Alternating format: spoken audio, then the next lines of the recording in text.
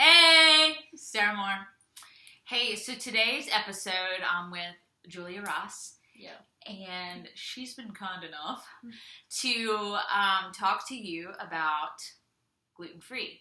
So I get a lot of not a lot of clients, but just people who don't have a concept of what gluten-free. They think it's fad. They see all the boxed food out, all the things, and think it's like a diet fad trend. And there's a lot of people with digestive disorders from food and medications, but there's people that are born with digestive disorders, or they have to cut gluten out, or they'll die, and it is that serious.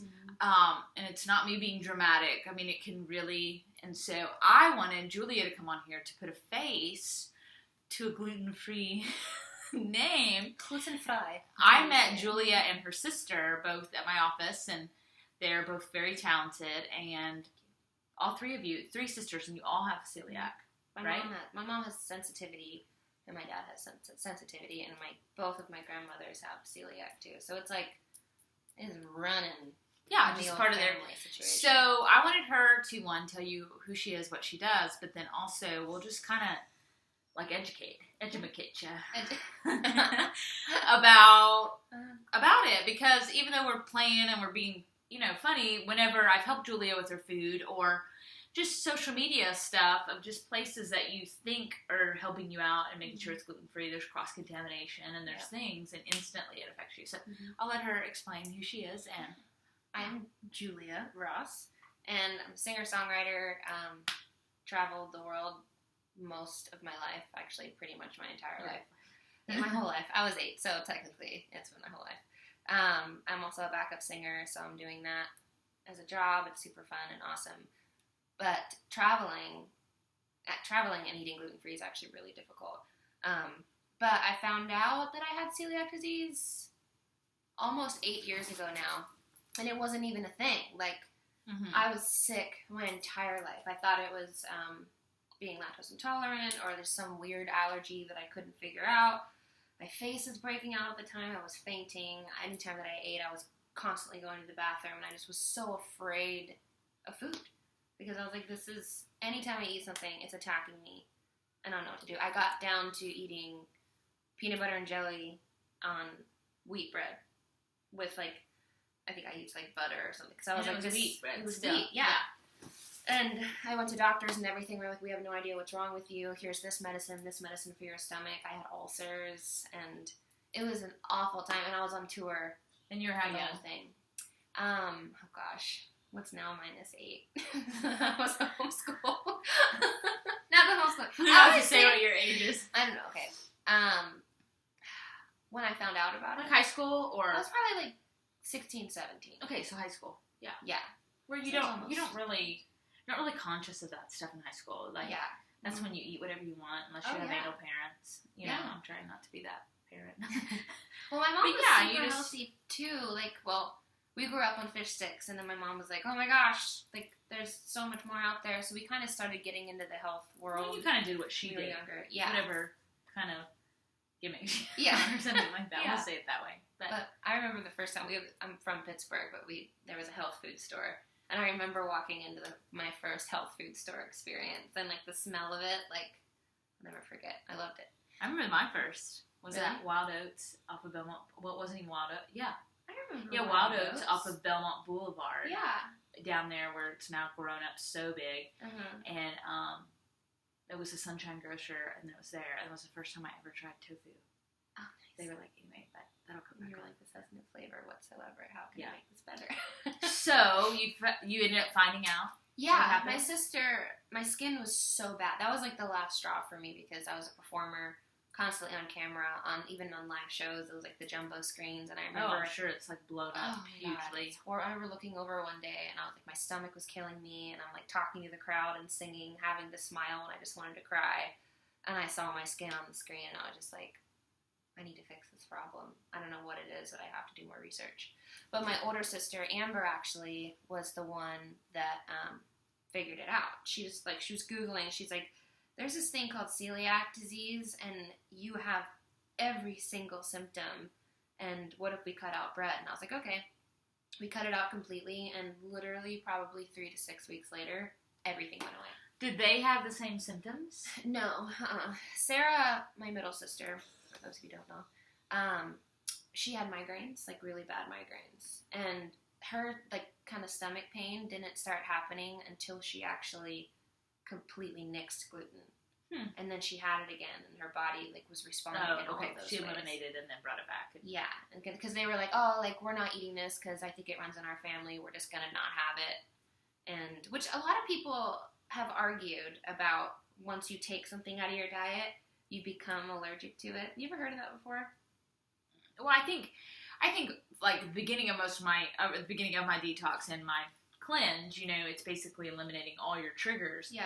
But I think it's different if you're just gluten intolerant because you've built up over time from a poor diet or maybe environmental things than being full blown celiac. You know, because I think yours is in the disease category. Others are in inflammation, irritation, and kind of a sensitivity. For sure. And I think there's a big difference. So a lot of times when I can get people off a lot of things, we begin to heal the body, the gut starts repairing, probiotics, stress relief, a lot of those things. Then when they add it slowly back into their diet, and I've also found the quality matters. Like if someone goes to like someone who's really baking it, like gets 100-year starter, like weed, grinds it themselves, whatever, they won't have, and I even know myself, I don't really care for gluten breads, pastas, but if I do go someplace and say, oh, I just want to try this, and I feel it, but then if I get like bread from the farmer's market, it's kind of as bad. Because that guy's actually handmade all of them, and I think that's the other issue. Our grains and everything are just so overly processed. They're toxic. They have a lot of heavy metals in them. They're contaminated, and people have been eating them in mass quantities. And think about how much bread's a part of everyone's life, massively. Like it's like cheese and dairy and. That's the thing that people say. They're like, oh my gosh, like I'm totally allergic to gluten, but I could never get it out of my lifestyle. Like I love bread so much, and I get so mad sometimes because I'm like, then you didn't go through what I went through, because I don't care anymore that it's gone. I miss it, but I think probably too because you just can't have it. I think sometimes you have the desire for something like sandwiches, like going out to eat, and everybody else is like, there's nothing. When I first started going backwards again, when I first started eating gluten free, nobody knew what it was. And they were like, what do you mean gluten-free? We don't have gluten-free bread. We don't have this or that or whatever. I'm like, is this gluten-free? And the people would be like, yes, it is. But they're cooking and soaking the chicken in soy sauce because nobody really realized, there's wheat and soy sauce. And that's the other thing, too. And that's the kicker is so many sauces. Oh, my gosh. So many things gluten's used as a filler. Now, if you don't know what gluten is, it's a wheat protein, okay? So just like soy and corn, it's kind of been thrown into everything as kind of like a filler binder. Like, what keeps stuff together? But also to be a cheap thing that can make a product be super cheap, load up gluten and sugar in it, and people will eat it and they'll love it, but then it's just wreaking havoc on your body. Totally. And I think, like, I remember one time where you just had a week, and it was like even going to Whole Foods, they cross-contaminated it, and you were tweeting about it. I was so mad. And it's just like, I think that's what people don't understand is the ability to just go and grab, whether it's healthy or not healthy, to just like grab and eat. You can't do that. And then you go to places that you trust, and out of good conscience, they think they're doing right, and then they cross-contaminate it. And like, if she gets a sauce, it's like a headache fairly instantly. You knows instantly. And so I think it's easy to blow it off as, that person just wants to be. Now, granted, I think some people do use it as to be fatty and like, can you just make it gluten-free or whatever? And I've had people do that before, too. They're like, oh, yeah, I'm gluten-free. I totally get it. And I'd be like, this is awesome. That's so crazy. And then they would like be serving bread at the table, and they'd go, I just have this now. And I'm like, again, you have not gone through what I've gone through. Like, we were just eating something, and then I just dipped something with gluten in the same thing we were eating, and I just didn't even think, and I was only just having a little bite. But yeah, it's like now that I haven't been eating it for so long, my symptoms are a lot different than what it used to be. I haven't had like crazy stomach issues. Like you said, it's either instant headache, or I'll get a breakout, or I'm just so exhausted for the rest of the day to where like I could probably sleep all day. Because my body's like, foreign object. We can't process what's happening, so we're just going to shut down. Yeah, and then the gut has to overwork itself, which then drains you. Mm-hmm. But I think, too, like, another thing is, like, if you're having these symptoms, like what she's saying, doesn't mean you have celiac, but that could really mean you have a gluten allergy. Yeah. And then you can begin cleansing that out of your body, like, just first eliminating it. You know, I would highly suggest, though, if you're becoming gluten-free, to not then say, well, I'm going to swap everything that I did have that was gluten for a gluten-free item of it. Crackers and chips and bread and all of that. Because it's still... I did that. Yeah, and I think, you know, if you need a treat... Yeah, you need a treat, like something that's... You know, and I think what's helped with that, hopefully, with a lot of people, if they're doing it correctly, is like the paleo movement. Because that has been a grain-free movement that's focused on nutrition, focused on a lot of greens, really healthy fats that repair the gut. So that's a good one. It's just a lot of people overdo that one, too, with too much meat and things. But it does keep the grains out. So it's making more products that are a little healthier, that are gluten-free, because they're paleo. It's hard. Anything... Tons of nuts. Yeah. Anything that is eliminating or against the norm, against the grain of what the rest of the world is doing is difficult. But it doesn't have to be. If you like kind of change your mindset, which is what I did, I changed it for overall feeling better thing. I think it's quality of life for me.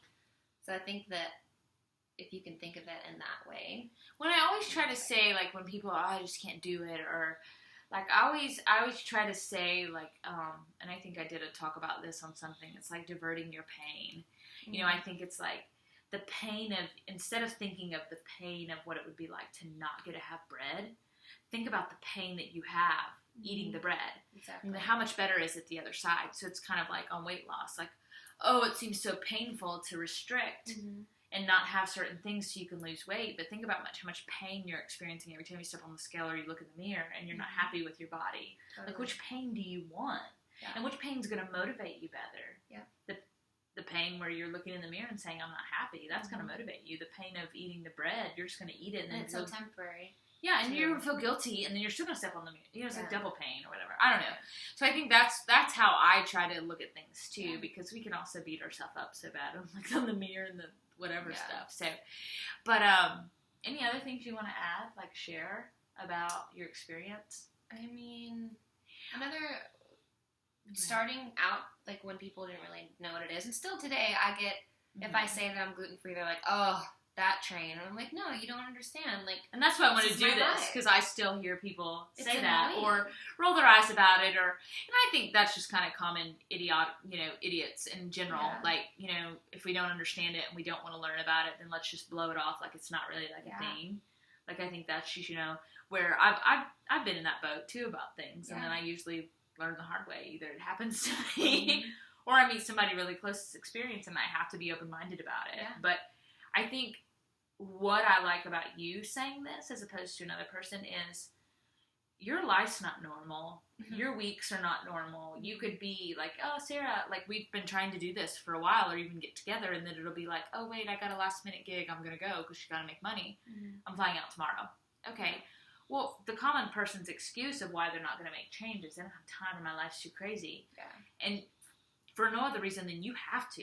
Yeah. You have to figure it out. So you had to get creative. You had to get smart and educated. And you have to make it work. And there's times where it accidentally happens or oops. Yeah. But for the most part, so I think that's what's inspiring about you doing it, is because you're not having someone help you. Like, I'm not telling you what to eat in every city you go to. Yeah. You have to figure it out when you go and make sure, and ask the questions every time you go to a restaurant. Like, oh, it's so annoying. You do this gluten-free. I hate doing it. I've actually had close friends of mine, like, on the road, like, I wouldn't say anything, and then I would get sick right after while we were doing something. We had to go out, and the next day I would just come in with my sunglasses on. They're like, are you hungover? I'm like, no, I got glutened. And that's how I felt. Like, that's how my body felt. So my friends started to go and ask for me, because I just got so annoyed. I got tired of it, of the responses from, like, waiters and if there's one that really didn't give a shit, they're not gonna... Yeah. They'll just say, oh, yeah, it's not. They don't know any different. Yeah. Honestly, they probably didn't even know what gluten is. Exactly. They really don't. People like... I've had people, too, before, like, they'd be like, oh gosh. They'd be like, oh, this is all in your head. It's not real. Just eat the bread. And I would feel so kind of ridiculed about it that I'd be like, all right, fine, I'll just eat the freaking bread. I'm not allergic. It's all in my head. Rah, rah, rah. And then you get sick, and sick. it's really all in your I head. wake up and I'm like, it's real. With your migraine. Yeah. But anyway. Yeah, anything else? I don't think so. I feel better. I feel great. I'm so glad that I figured it out, and doctors didn't help me at all. That's another thing. Like, a lot of, if you do go to figure it out, they usually, at least from my experience, I'm not dogging on. Yeah, but I think anything. you're saying if you don't go to like holistic based or like an integrative, open-minded doctor that deals with. I was going to like my primary care doctor. Yeah, they just don't know. They don't know nutrition. She told me that I had to eat gluten for 3 weeks for it to even show up. I was already eating gluten-free. She's like, for us to put it on your record and say that you actually have celiac disease, you have to eat it for 3 weeks straight, and then we take all your blood, we do all this stuff. And I was like, it has been killing me. Literally, from the inside out. And now you want me to gorge myself with it for 3 weeks just so your test will show up. I was like, I don't care about your stupid piece of paper. I'm better now. Because I told her, she's like, it was when you like went go for a checkup or something. And like, it didn't change. I was like, yeah, I have celiac disease and I'm a new person. And they're like, we don't think you have that. And I'm like, oh my God. But anyway, my life is a lot easier. It's difficult, and I don't gorge myself with gluten-free shortbread cookies anymore. I got a little crazy on those. Yeah, and that's just, I think, what I would end on, too. If you know that's you and you think it's you, yes, the transition's hard. If you're used to eating, like, rich crackers and you feel like it's going to be better to segue down to some rice crackers or whatever, but I would really challenge you, if you're getting off of it, to eat more, real foods, leafy greens, really good fruits and quality meats and that kind of thing, because what's still going to be in there is some of that lingering gluten protein, and that like, so if you're having thyroid issues, cut the gluten out because it gets to attack. So I think like that's the way. Like, hey, if you want to have that like really special cookie, you couldn't have it, so you get some gluten-free ones. Like, cool, but for the most part, it's not going to get to where people want it to get until they like don't go Thin Mint status where you finish like a bunch of sweets. Yeah, you just kind of like throw a little bit of vegetables in there, but just cleanse your body. Like, you want a good cleanse, juice cleanse, or something like that to just start flushing the residue. The gluten residue. The left behind. No. Okay, well, thank you, Julia. Yes, I hope you guys enjoyed. Ask any questions. If I can't answer them, I'll just text Julia. Yeah, if you want to know any brands that I love that are gluten-free. And tell them what you go under, because it's not Julia Ross on her music if you want to listen to her. iRussi is my artist name, and my website is iRussi official.com. And all of my social media is iRussi official. Yeah, so I'll put it underneath the video so you can check her out, because she's amazing and thank you. So good. All right, that's all. Thin Mint status. I know, I hope it got the end of it, because my last time it didn't lock. Uh-oh. Oh no, it went off a long time ago. Oh, yay. No, it's still going. 18